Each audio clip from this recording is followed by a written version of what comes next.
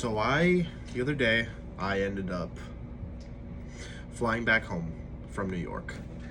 And my gym session the next morning was not great. Not due to lack of sleep. And when I mean not great, I mean I could not lift as much. I couldn't do the things I could usually do that day.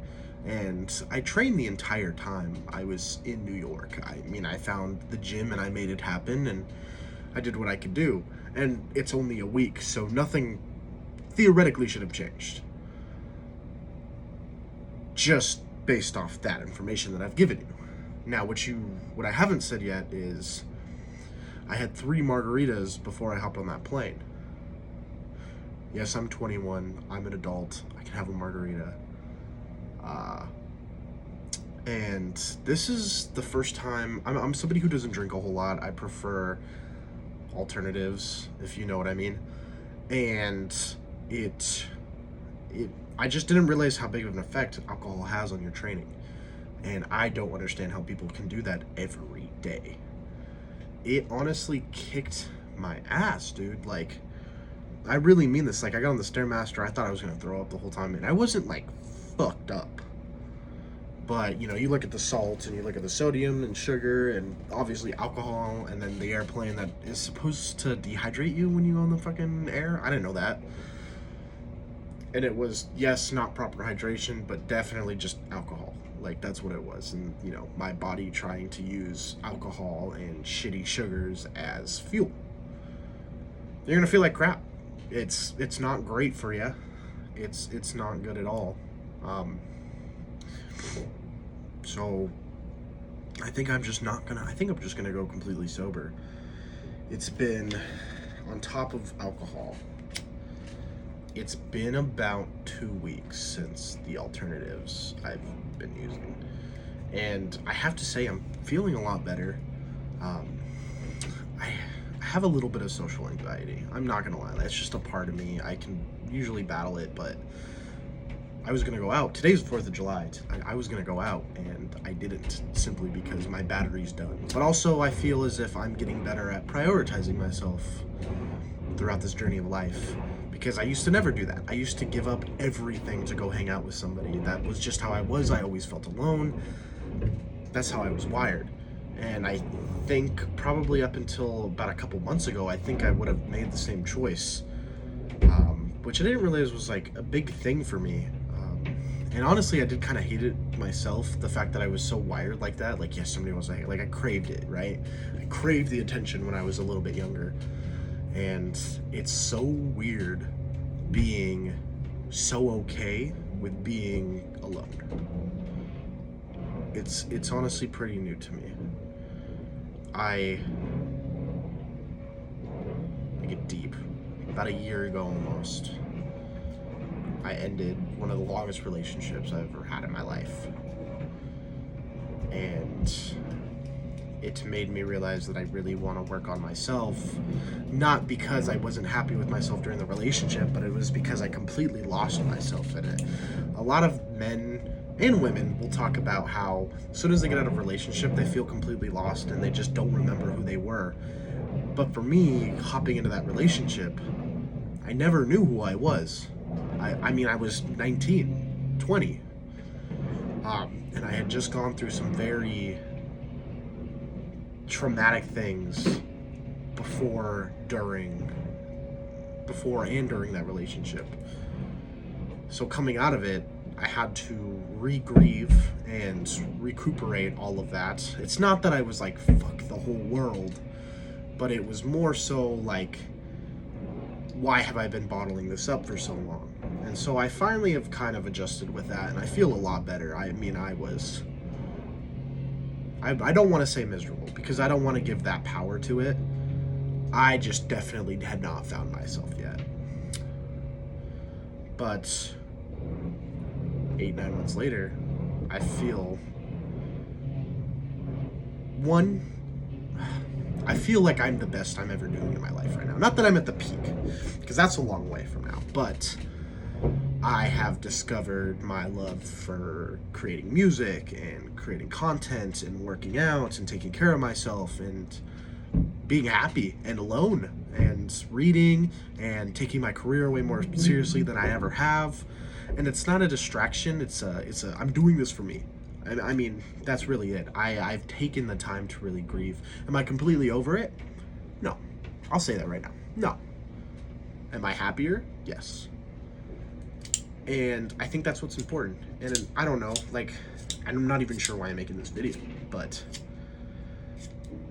I guess I wanted to make a journal about everything that I've been doing. And I want to show anybody that has ever gotten out of a shitty situation into a shittier situation and coming out of all of those. Because, I mean, to me it was temporary happiness. But getting out of all that, now I'm finding, maybe not permanent, let's say that, you know, like it's not going to keep me happy forever. But it's been pretty solid. And I'm really like, I'm in the developmental years right now where I'm like learning about growth and my mindset. I was somebody with a messy room, and now I prioritize it every time I, you know, get a couple days off. I'm really like cleaning, and I mean, I hated cleaning when I was younger. I hated it, but now I'm like, I find it kind of therapeutic. I get to sit down and just kind of like vibe with some music and do what I want, you know, the vacuum cleaner. By the way, nobody fucking told me that when I became an adult, I was gonna want a cool vacuum cleaner. Those cordless vacuum cleaners are fucking awesome. That's like, no, they're sick. But like the growth that I've seen this year is insane. And there's more to come. And that's why I'm recording now.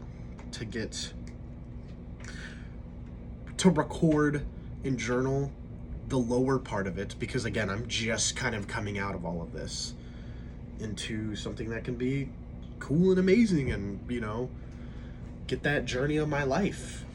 So, I mean, in a way, this is for me. And I have a bunch of theories, right? Let me explain that too. The reading thing, I'm very much trying to follow currently a David Goggins kind of like mindset. Not that I'm gonna go completely ballistic in that way, but that guy's a hard motherfucker, but that guy's also happy with himself and consistently keeps himself content with goals and many goals, many challenges, pushing himself just a little bit more than what we think we can do. Because our self-esteem is low, so our mind does not think we can do as much as we can do. And those are the things that I feel like I need to follow. And that goes with like a lot of things. Like the Huberman podcast, I don't know if you've ever seen that. He goes over and he talks about a bunch of crazy shit. Now, I think it's important for us to kind of pick and choose what we see is going to be beneficial for us. Like, for example, like, he's very, very hard on, like, he talks about, I can't remember what it is, but it's basically like as soon as the sun comes up, our bodies like learn to go and heal us and really work once we're exposed to sunlight. But like, and I kind of agree with this actually, because I used to work night shift and I felt like crap all the time, because I'm waking up, I have to work at 2 p.m., but I got off night shift, so my body literally takes way more to recover, you know, because the way it kind of worked, right, was I'm waking up at like 12:30, getting ready, leaving to go to work. I worked at 2, I got off at maybe 10 on a good day. Realistically, it was 11 or 2 a.m. again. And then you're coming home because now your day is starting. Your personal life has started. But then you're only running really 3 hours. Like, let's be honest. So you're getting off and you're seeing pitch black. Your body hasn't seen sunlight in quite a minute. Quite a while, honestly. And so he talks about how, like, getting an adequate amount of sleep and going to bed when the day tells you that it's time to go to bed. When the sun comes down, it's time to go to bed. And when the sun comes up, it's time to wake up. And your body kind of stays with that. And honestly, I just think, personally for me, that mental health-wise and you being happier and more productive throughout the day is going to come from that. And I'm not going to say everybody can do that, because obviously I just you know, explained a scenario where you literally cannot. It's impossible. If you're working night shift, that's hard. Now, your weekends, you can try to figure it out, but realistically, again, if you're getting home at 2 a.m., you're gonna sleep. You need to sleep. But it's just not as good for you. And I think night shift, it's should be abolished, honestly. But it also does teach you a little bit more self-reliance and like shit you can go through. So I mean, everything has its own lessons, right? So I'm going through this kind of, again, mental health phase and just self-development and the whole David Goggins thing right now. It's going to hop from thing to thing to thing, because the guy that I looked up to was Sam Sulek. I still do. I mean, that dude's a beast, regardless of if I think he's on steroids or not. I mean, I don't, because if you look at the way that dude works out realistically, it's pretty goddamn possible to have that physique, especially for as long as he's been going. And his nutrition, he's just on it. Now, from what I can see on video, everything else, I don't know. But I'm following the same kind of discipline when it comes to weight loss and working out. I'm pushing myself to that limit almost every single time. If you're not feeling it, you're not feeling it. Like I said, it's prioritizing you, but it just depends on your goals too, on like where you really need to go with as far as exertion and, you know, coming home tired as fuck. And, you know, and it also depends on like what you're doing throughout the day. I don't know if Sam Sulek has a full-time job. I don't read into it that much, but personally for me, I'm waking up at 7. I'm getting ready. I'm going to work. I'm going to the gym right after work. I'm going to the store right after the gym. I'm going home right after the store. I'm cooking my dinner or something like that, you know, like the store. It's my label. And then realistically, what? I have 2, 3, maybe 4 hours if I push it to really kind of do what I want to do. And so you kind of have to pick and choose, and you can kind of learn throughout the day too what's going to work for you. So for example, when I'm on my goal, when I eat my meal for my lunch hour, depending on if you get a lunch hour, but you're still getting something, hopefully, I'm watching a YouTube video on something that intrigues me but is also kind of beneficial. Yes, I will go and I will watch something silly and stupid, simply for entertainment. I mean, that's fine. And then I come home, and majority of the time right now I'm just working on videos. Not that I have much editing. If you've seen any of the other ones, there's no editing. Eventually I'll get into that, but right now I'm getting the consistency. It's something I wish my ADHD filled brain could really understand when I was younger, was there's small steps you can take and eventually it'll lead into big steps. Because for me, I always had to go all in. I always wanted to, growing up, I always wanted to be like a streamer. And for me, that was, I need to go buy all of the best equipment. I need to go buy a PC. I was a kid. I didn't have any money for a PC. So it stopped me. I have a PC now. Do I stream? No, because I didn't care for it. I can't do that. But you know what I mean? So it's like, now with this, I'm taking my small step. That's simply creating content. Whether I edit it or not is whatever. It's getting posted, and that's what's important. And even beforehand, I wasn't even posting some of it. I'm starting to, so you'll see videos that are out of date. But I literally just practiced turning my phone on to camera every time I drove to work and every time I drove to the gym. And that's enough for me. And now I'm starting to invest a little bit more because I've proven to myself that I have that consistency. Right now proves that consistency is going a little harder because I didn't think I was going to be recording inside my home. But because I didn't have a reason to go to work today, because, you know, we're all off, I'm still doing it because it's a part of my daily habit. These small habits are very important, and I'm not gonna say like every kid should have habits too, but like because growing up, I couldn't do that because honestly I wasn't in control of my own life. You're a child, you're still learning. People do know what's best for you, or at least they think they do, based off experience under the belt, and it's just too hard. But like, still try.